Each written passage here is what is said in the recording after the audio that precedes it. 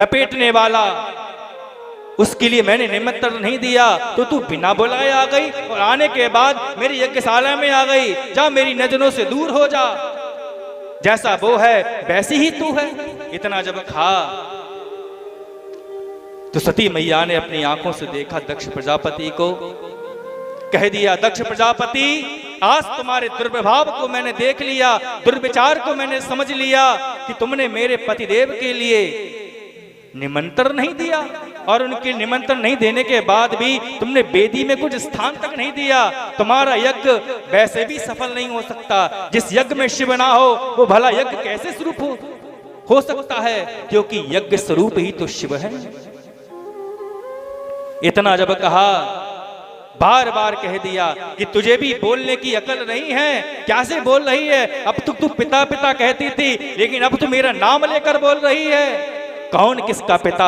जब आपने मेरे पतिदेव का अपमान कर दिया तो आज से मैं इस नाते को ही खत्म करती हूँ। न आज से आप मेरे पिता हैं, न आज से मैं आपकी बेटी हूँ। देखते ही देखते आसन को लगा लिया, अपनी योगाग्नि से अग्नि को प्रकट किया। ज्वाला कराल मत्क्राम शेषा सरसोदनम त्रिशूलम पातनो भेदर भद्रकाली नमोस्तुते। अग्नि की ज्वाला निकलने लगी और सती मैया का जो शरीर है वो अग्नि में जलने लगा। नंदी आदि गणों ने सब दक्ष प्रजापति को रोकने का प्रयत्न किया। देखते ही देखते यज्ञ में यज्ञशाला में तहस नहस समझ गया। सभी ऋषियों ने रक्षा मंत्रों के द्वारा नंदी आदि गणों को रोकने का प्रयत्न किया, लेकिन रुक नहीं पाए। नंदी आदि गण गए सीधे भगवान शंकर के पास में, कहते प्रभु आप यहाँ पर आसन लगा के समाधि लगाए हैं, वहां पर आपकी प्राण वल्लभा जो है आपका ध्यान करते करते आपको सर्वस्व मानते मानते धू धू करके जल रही हैं। खुद को भस्म कर दिया प्रभु आपके प्रेम के कारण।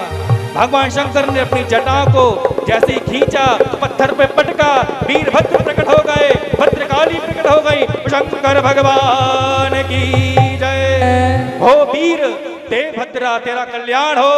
अब ना वो मेरे ससुर हैं, मेरा उनसे कोई नाता नहीं है। पूरी यज्ञशाला को तहस नहस कर दो, जहां पर भी वो मिल जाए दक्ष उसका भी सर्वनाश कर दो, क्योंकि उन्हीं के कारण मेरी प्राण वल्लभा मेरी अर्धांगिनी मुझसे दूर हुई है। वीरभद्र आए, पूरी यज्ञशाला को तोड़ दिया। दक्ष प्रजापति घबरा गया, कक्ष के अंदर जाकर एक पलंग के नीचे जाकर छुप गया। एक लात का प्रहार किया, पैर के प्रभाव से ही पूरे द्वार को तोड़ दिया। बाल पकड़कर खचेड़ते हुए वीरभद्र दक्ष प्रजापति को लेकर आए। यज्ञशाला के अंदर सिर को घुमाया, ओम नमः शिवाय कहकर सिर को ही यज्ञ कुंड के अंदर डाल दिया। शंकर भगवान की पूरी यज्ञशाला को तोड़ दिया वीरभद्र ने, और जो दक्ष था मुख्य यजमान उसको भी सिर को तोड़ा। और भगवान शंकर को कोई आहुति नहीं दे रहे थे, ना स्थान नहीं दे रहे थे, तो वीरभद्र ने सिर को ही यज्ञ कुंड के अंदर डाल दिया। भगवान शंकर आए, उदास मन से गंभीर मन से जब आए तो देखते क्या है, अपनी अर्धांगिनी के अर्धजले स्वरूप को जब देखा, हवन कुंड के यज्ञ कुंड के पास में अपने कंधे पे रख लिया। लोग बहुत कुछ कहने का प्रयत्न कर रहे हैं, लेकिन किसी की भी कोई बात नहीं सुनी। कंधे पे रख लिया, जहां मन करते हैं वहां पर प्रभु भ्रमण कर रहे हैं। इतना प्रेम करते हैं अपनी प्राण वल्लभा से। कंधे पर जा रहा है, शव रख लिया, शिव ने सती के शव को रख लिया और पूरी पृथ्वी पर भ्रमण कर रहे हैं। आंखों से अश्रु गिर रहे हैं। बताते हैं वो अश्रु जब गिरे ना, वहीं से रुद्राक्ष पैदा होने लगे। सब देवता घबरा गए। अगर भगवान शंकर इस प्रकार ही रुदन करते रहेंगे, हे सती कहते रहेंगे, तो पूरा संसार जो है वह ध्वस्त हो जाएगा, प्रलय आ जाएगी, सारी दिशाएं टूट पड़ेंगी। सब देवता जो हैं वे भगवान विष्णु के पास में गए, ब्रह्मा जी के पास में गए। ब्रह्मा जी ने कहा निदान तो कोई भगवान विष्णु ही कर सकते हैं, क्योंकि शिवस्य हृदयम विष्णु, शिव का जो हृदय है वही तो विष्णु है। भगवान विष्णु के पास में आए, सारी बात बता दी, प्रभु हमसे बहुत बड़ी गलती हो गई और इस कारण से, क्योंकि यज्ञ में हम सब पहुंच गए देवता, न आप पहुंचे ना ब्रह्मा जी पहुंचे, ना शिव पहुंचे, हम छोटे जितने देवता सब पहुंच गए। जहां पे बड़े नहीं जाते वहां पे छोटों को नहीं जाना चाहिए, लेकिन हमसे गलती हो गई प्रभु, हम यज्ञ में चले गए और उसके कारण ही यज्ञ में नहीं जाते तो यज्ञ नहीं होता, और यज्ञ नहीं होता तो भगवान की प्राणवल्लभ अर्धांगिनी भगवान से दूर नहीं होती। कहीं ना कहीं प्रभु हम भी उनकी अर्धांगिनी को दूर करने में हिस्सेदार हैं। प्रभु हमें क्षमा करें। भगवान शंकर किस प्रकार उनका रुदन दूर हो पाएगा ये बताने की कृपा करें। भगवान विष्णु ने अपने सुदर्शन चक्र को आज्ञा दी, भगवान शंकर सती के शव के लिए लेकर जा रही हैं। संत भगवान की जय। पीछे पीछे सुदर्शन चक्र जो है धीरे धीरे धीरे धीरे सती के अंगों को काट रहा है।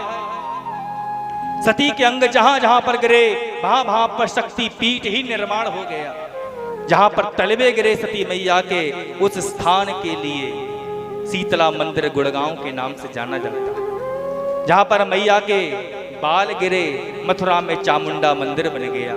जहां पर बाल को बांधने का अलंकार गिरा वहां पर वृंदावन में कात्यायनी पीठ मंदिर बन गया। जहां पर मैया का योनि प्रदेश गिरा वहां पर कामाख्या सिद्धिपीठ बन गई। ऐसा बताते हैं कि 151 जगह पर मां भगवती सती के अंग गिरे, जिसमें 51 सिद्धिपीठ बन गई। कुल मिलाकर 151 सिद्धिपीठ बनी। और जहां जहां पर सिद्धिपीठ बनी मैया के अंग गिरे वहां वहां पर शंकर भोलेनाथ ने भी प्रकट होकर स्वयंभू अवतार लिया है। शंकर भगवान की जय, सती मैया की जय। भगवान शंकर जो हैं सती मैया के शव को लेकर जब जा रहे थे तो मन में बड़ी व्याकुलता हो रही थी। जब अपना अपने से दूर जाता है ना तो बहुत ज्यादा कष्ट होता है। प्रेम जिससे अपार करते हैं अगर वो दूर जाता है हमसे किन्हीं कारणों बस तो बहुत कष्ट होता है। बेरह की पीड़ा व्याकुल मन से क्षण भर सही न जाए रे, दिल में रह के दूर गए वो अब तो सहा न जाए रे, अब तो तेरे।